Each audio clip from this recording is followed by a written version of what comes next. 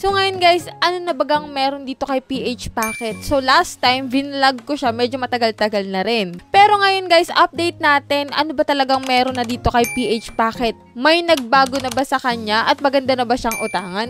So dito nga pala guys kay PH Packet, sa mga hindi pa nakakapag-loan dito, ang pwedeng ipaloan dito guys sa iyo is 20,000 pesos yung pinakang maximum. So ayan guys, panoorin mo tong vlog na to hanggang dulo kasi dito malalaman mo kung magkano ba talaga ang pwedeng ipaloan sa iyo ni PH Packet, lalo't ikaw ay first time na maglo-loan dito sa kanya. And then magkano ba talaga yung pwede mong ma-receive kasi may ibabawas pa dyan eh. Pero bago tayo tumungo dito kay PH Packet, sa mga gusto pong sumali sa ating pa-Gcash giveaway, at kung ikaw ay bago pa lang sa channel ko, mag-subscribe ka na po sa aking YouTube channel, mag-like ka ng mga videos, and then mag-iwan ka ng comment dyan sa comment section. Which is, ang i-comment mo nga is yung 3 keyword na nakaspread sa buong videos. Tuwing Monday po yung announcement natin, kaya tuwing Monday is lagi kayo mag-abang. Syempre, araw-araw din kayo mag-abang kasi magko-comment kayo sa mga videos ko na i-upload at doon ako pipili ng 5 lucky winners natin. And then nga po sa last Monday na, which is meron tayong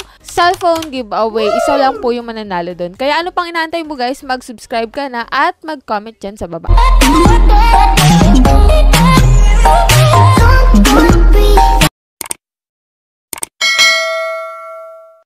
So yan guys, disclaimer, so hindi tayo agent itong PH Packet. So sa katunayan nga, i-update ko kayo kung anong meron na dito kay PH Packet, kung maganda na ba siyang applyan, at kung may improvement yung kanyang loan application. Para po sa mga nakapag-loan na dito kay PH Packet, kindly share your experience dyan sa baba, para at least pag nabasa ng mga bago pa lang mag-apply dito kay PH Packet is meron na silang idea kung anong meron dito, no?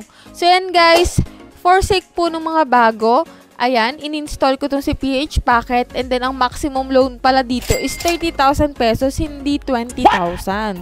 O, dun pa lang guys, misleading na yung kanilang advertisement to. Mas mataas pa pala yung kanilang maximum loan amount. So, dito guys, click natin yung apply now. Ayan, may permission list ka dito na i-read mo, pero agree mo lang yan. Kung interested ka dito, is click mo yung apply now. May 90 days silang loan term. Pero, check natin kung totoo to, no? So, dito sa Welcome to PH Packet, maglalagay ko po ng active mobile number mo.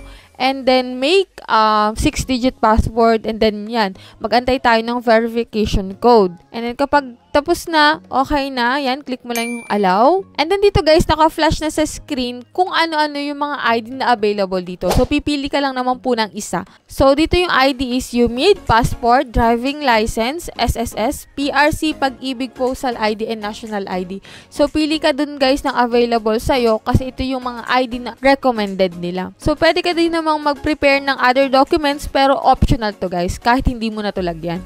So, click mo dyan yung continue guys. Ayan, may repayment coupon sila which is 30 pesos kapag ikaw ay magbabayad na. Ito ay guys is may validity. So, dito guys, ang mga fill upan mo is basic information, identity authentication, and then optional certification. Yung optional certification is makakapagdagdag sa'yo ng 30% passing rate. So, yan guys, dito sa basic information, yan, usage of loan. Fill upan mo lang to guys. Itong job information, address information, emergency contact. Maghahanda ka po dito ng 5 contact references. Which is, dapat alam mo kung sino ilalagay mo kasi maaari nila itong tawagan or i-text kapag ikaw po ay hindi makontak at malapit ng ma-overdue. So yan guys, maglagay ko po dito ng iyong valid ID, yan, facial recognition. Then after nun guys, submit mo lang yung loan at ito na nga yung mga klase ng mga loan application na aantayin mo munang ikaw ay maaprubahan bago mo malaman kung magkano ba talaga yung pwedeng ipaloan nila sa'yo.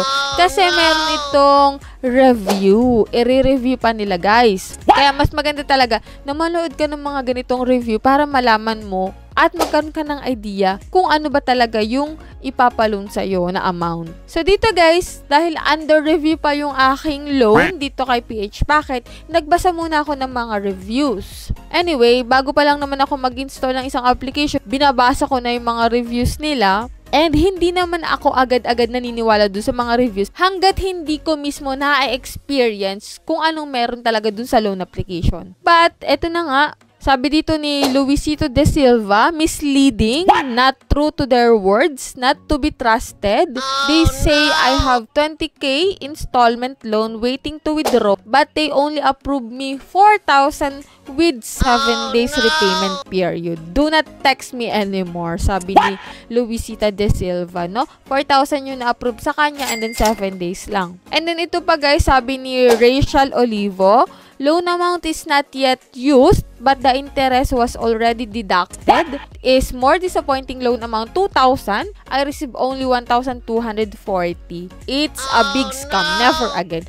So, ang na-approve sa kanya is 2,000 pesos, yet ang na-receive niya is 1,240. Syempre, meron nung binabawas guys na service fee. So, yan guys, according to naman kay Artemis Montemayor, loan for 5k but only receive 3.2k. And needs to be paid within 6 days. Good for only those who really need it or for emergency. Thank you for your service still. So yan guys, 5,000 naman yung na-approve dito kay Artemis, pero ang nakuha niya lang is 3,200 pesos, and then within 6 days, need ng bayaran. So ito guys is yung mga ganitong loan application is for emergency fund lang talaga, na kung saan is pang bigla ang emergency moment lang itong mga loan application na to. Kasi pang 7 days lang agad-agad mo na siyang babayaran. And then, malaki din yung interest na ibinabawas. So yan guys, kung need mo ng pera, pag-isipan mo mabuti ang pag-loan mo dito kay PH Packet or sa iba pang loan application, kasi hindi biro yung mga interest na ibinabawas nila, lalong-lalo na doon sa repayment period which is 7 days lang. Napakadali, no? So saan ka kaagad kukuha ng pera within 1 week lang. So yan lang guys yung vlog natin for today. Sa mga hindi pa po nakasubscribe sa aking YouTube channel, kindly click the subscribe button at hit mo na rin guys yung notification bell para updated ka sa utangan series natin and then sa ating pa-Gcash giveaway. So bye-bye na muna for now guys!